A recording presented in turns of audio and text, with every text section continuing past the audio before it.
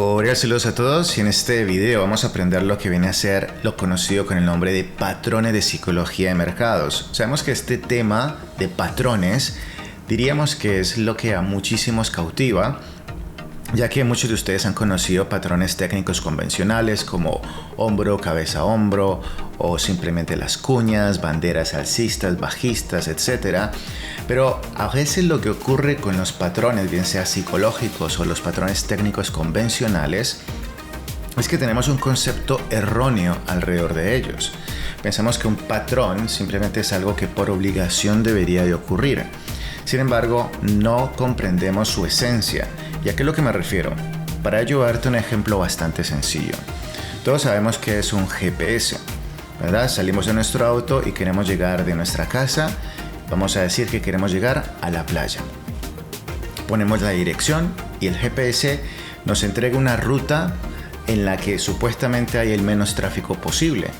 Pero sabemos que mientras vamos manejando nuestro vehículo para llegar a la playa siguiendo tal cual los avisos, los anuncios del GPS, ocasionalmente, si hay un accidente, el GPS nos da una otra ruta alternativa, nos cambia la ruta.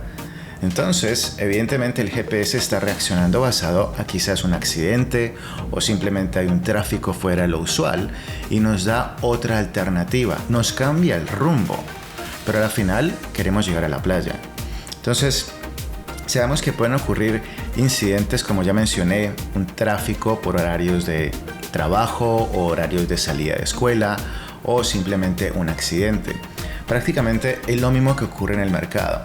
Si yo tengo un patrón que sugiere compras o ventas, pero en medio del camino ocurre un cambio en el sentimiento de mercado porque quizás hubo una noticia importante y ya ese patrón se va a ver afectado, evidentemente yo tengo que reaccionar tal como lo hace el GPS. O puedo cambiar mi dirección de la operación o simplemente reaccionar y salir. Entonces es algo muy importante que se debe conocer desde el inicio del aprendizaje de estos patrones. Todo usualmente tiene un tiempo. Sabemos que cuando salimos en las horas pico, como les llaman, horarios de oficina, usualmente va a haber un tráfico fuera del convencional. Por ejemplo, si yo salgo a ir al centro comercial, pero decido ir a las 7, 8 de la mañana, probablemente hay un tráfico importante, a diferencia de si voy a las 11 de la mañana, cuando todo el mundo está trabajando, y ya el tráfico es mucho menor. Esto entonces nos define que hay momentos y hay horarios. Lo mismo prácticamente se refiere a lo que vienen a ser nuestros patrones de psicología. Tenemos un escenario que presenta un patrón, pero por ende nosotros siempre vamos a las noticias. Y allí también vamos a los spreads. ¿Para qué? Para precisamente ver si hay tráfico, ¿verdad? O si hubo un incidente y tenemos que cambiar nuestro mapa. Así que, yendo a eso, vamos a también establecer otro punto importante como concepto crucial al momento de aprender un patrón. Tengamos en cuenta de que los patrones psicológicos tienden a funcionar en una paridad, porque simplemente pues una paridad, como su nombre lo indica, son dos monedas. Por ejemplo, diríamos aquí libra contra el yen. A diferencia de todo un spread, ¿verdad? Por ejemplo, sería yen contra el resto del mundo. El que un patrón funcione en una cantidad de paridades como viene a ser la composición de un spread es simplemente algo fuera de lo común. Pero aún así, vemos cómo nuestros patrones aquí también juegan un papel importante porque estamos viendo la psicología del mercado en términos generales respecto a esa moneda. No en particulares como debería ser libra contra el yen, sino que estamos viendo la reacción psicológica en ciertas zonas del yen respecto al resto del mundo. ¿Estamos?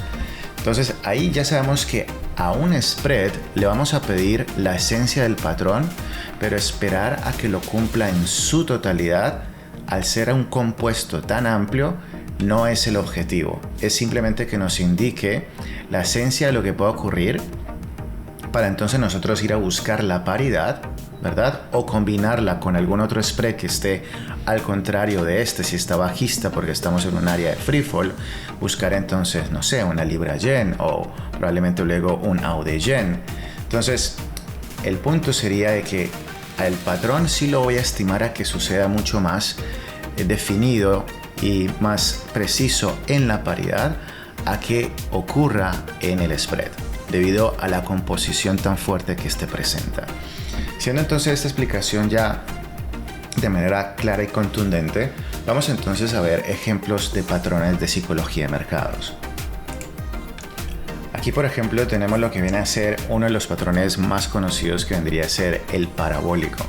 Es una esencia en la final que podemos ver o encontrarlo en un cierre de B, ¿verdad? La B corta, en la cual podríamos estimar de que hay un retroceso hasta un 0,618 o 0,79%, y la idea es que él trabaje sobre esa zona para que posteriormente en los quiebres podamos buscar las compras. Este parabólico lo podemos ver claramente inclusive aquí en el yen. Vemos como en este caso no hay una B, pero una medición de un trayecto. Es también lo importante porque queremos saber si toda esta gente que entró a comprar el yen contra el resto del mundo realmente van a mantener su posición o no, y cuál sería su extremo de sostenimiento.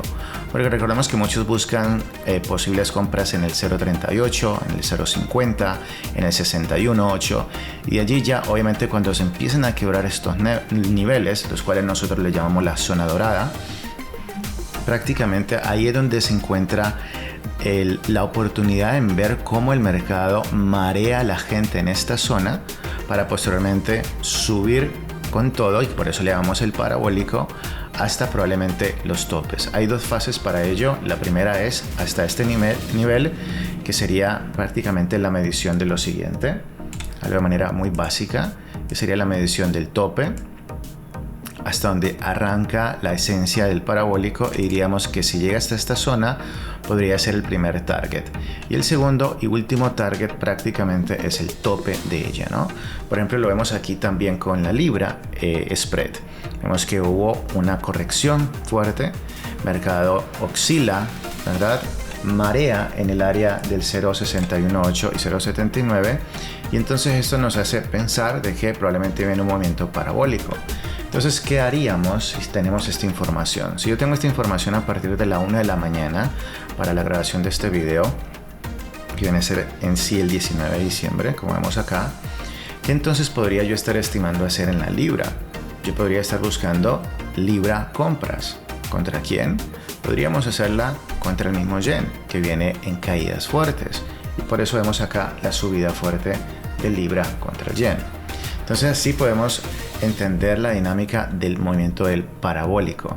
Recordemos, si algo se presenta en el trayecto que puede hacer cambiar el sentimiento de mercado, pues tendríamos que reaccionar.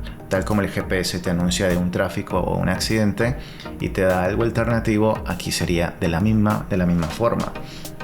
Recordemos que el patrón en sí lo único que nos representa son zonas de retroceso. La esencia o concepto base de nuestros patrones son las zonas de extremo, ¿verdad? Como viene a ser el extremo de una corrección, la zona de lo que son liquidez, que es a la final buscar los quiebres de un lateral, y las zonas de acumulación. Entonces son tres fases en donde buscamos realmente cómo el público va a decidir sobre esas áreas. ¿Qué pasa en este extremo de corrección en el yen? ¿Qué va a pasar en esta simetría de tope en el yen contra todo el mundo? ¿Verdad? ¿Qué va a pasar en este acumulado dentro del yen contra el resto del mundo? Entonces son zonas de extremos, de liquidez y de acumulaciones en las cuales nosotros tratamos de buscar la decisión que pueda tener el público, y basado en nuestros patrones poder entonces ir en contra de ellos. Entonces, este patrón del parabólico, que inclusive hay muchos videos sobre este tema, acá estoy dándote las esenciales para que entonces puedas seguir avanzando dentro de lo que viene a ser tu capacitación. El aspecto psicológico que encierra este patrón tiene muchos detalles, los cuales pues no quisiera abundarlos en este video, ya que como dije hay muchos videos relacionados a lo que viene a ser el patrón del parabólico. El objetivo es simplemente ir a agarrar a toda la gente que ya ha estado mareada en esta zona para entonces buscar este impacto fuerte. Ahora, esto mismo se puede presentar de manera opuesta. Vamos a ver un ejemplo, y diríamos un ejemplo sencillo para ilustrar este mismo concepto sería el siguiente. Aquí en este caso vemos la misma esencia, la base, ¿verdad? Donde se hizo el último pullback que generó toda esta caída en la libra spread. Vemos que llega a estas zonas y ahí hay un rebote fuerte. ¿Hasta dónde? Hasta el área del 0,618 y 0,79%. Entonces esta es una de las formas en cómo podemos medir el extremo de este retroceso que ha generado una caída contundente. Sabemos que hubo un quiebre anterior, o sea, realmente hubo este quiebre, y a partir de este quiebre, la última o más reciente medición de retroceso es desde que llega acá y viene a retroceder realmente hasta esta zona. Entonces esta área realmente nos representa la búsqueda de ventas para la libra, ¿verdad? Entonces este vendría a ser el mismo concepto de manera opuesta. Entonces la idea es que haya un quiebre reciente, lo podemos ver inclusive aquí mismo también en el yen, un quiebre reciente, y el pullback que lo genera, ese retroceso que lo genera, se mide hasta donde avanza el precio. De la misma forma aquí, este fue el pullback que realmente genera este quiebre, se mide hasta donde avanza el precio y vemos que hasta aquí podría llegar el retroceso para buscar el parabólico invertido en este caso. Entonces vemos que aquí esto nos daba expectativa de ventas y vemos que aquí esto nos daba expectativa de compras. Entonces el target de este parabólico invertido llega hasta su target total y en este caso en la libra estamos llegando a su primer target. Entonces en estas zonas de este patrón del parabólico acontece lo siguiente: si y solo si el precio se queda estancado en esta zona, lateraliza y genera un quiebre, entonces a esto nosotros le llamamos que podemos buscar unas ventas para lo conocido como el nombre de Free Fall 1A. Free Fall 1A es simplemente, se hace la subida parabólica, llega a la medición opuesta, como aquí se muestra, y si en esta zona hay rechazos, ¿verdad? Y hay quiebres de esa zona de rechazo, o sea, rechazan esta área y hay un quiebre posterior a ello, entonces podríamos buscar ventas en ella y esto se llamaría el Free Fall 1A. Ahora vayamos a la última parte del parabólico, la cual va luego a entender o armar la figura conocida como Free Fall 1C. Ya vimos el Free Fall 1A. Recordemos, Free Fall es una palabra en inglés que significa caída libre, ¿verdad? Entonces decimos caída libre es porque son caídas fuertes.